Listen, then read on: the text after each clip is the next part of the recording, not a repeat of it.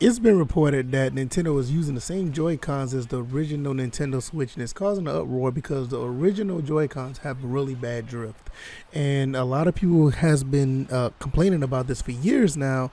And with this going on the fourth year of this console being released, I'm wondering why Nintendo has not looked into this, and I'm going to talk about it, and I'm going to give you my 2 cents about it. Thanks to everybody who's been supporting the channel so far. You guys have been awesome. I've really been appreciative. People been coming by saying they want to come through and support. It's great. I thank you guys once again. Most of the people are from the Weapon Wheel family. You guys who goes over there and watch that podcast. You guys are awesome. I really appreciate it. If this is your first time here, consider hanging around by subscribing to the channel and like this video if you like the content over here. All right, let's just get into this. Nintendo, what's going on? You got a new OLED screen, but you can't fix your Joy-Cons. It's been a problem for a long time, and people who've been getting repairs actually been getting the problem once again, months, maybe in some cases 6 months later, that after they get it fixed. And it's been a real problem for Nintendo, but they're not saying anything about it. Come to find out that the OLED version of the Switch are using the same Joy-Cons, and Nintendo's not saying that if the new console, the new OLED Switch, fixes the Joy-Con drift. They're just basically telling you that it's the same Joy-Cons from the last Nintendo Switch iteration.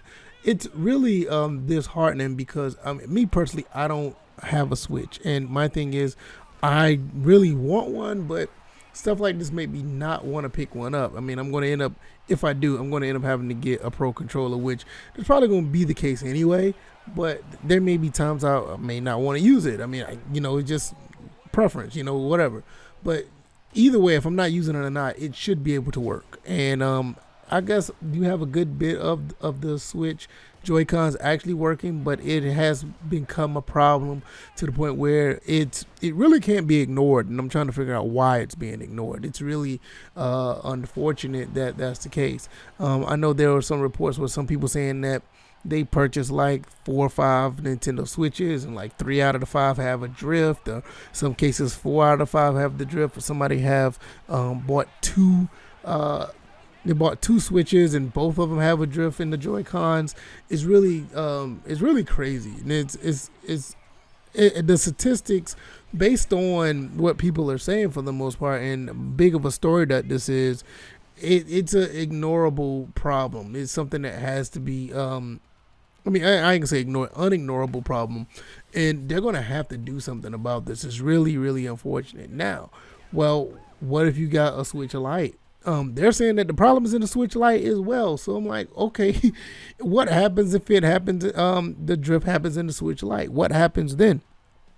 You literally have to take your entire console back into to Nintendo for them to possibly give you another light. I guess I would think that they would give you another light, because I don't know. I guess they could take it apart and they'll give you another parts to the Switch Lite so the drift won't happen.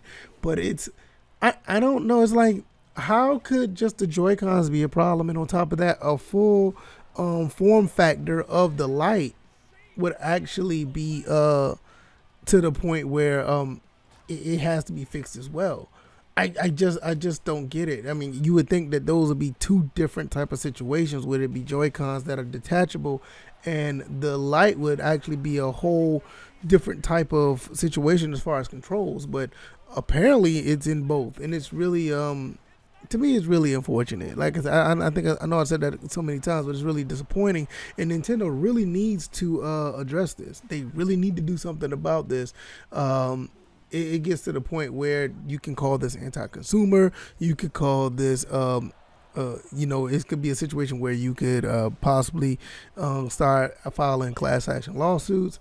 I don't know. It's just something that you would think about, that it would be something under the umbrella where it would actually be more it would be worked on more. And it's just unfortunate that Nintendo really is not really saying much about it.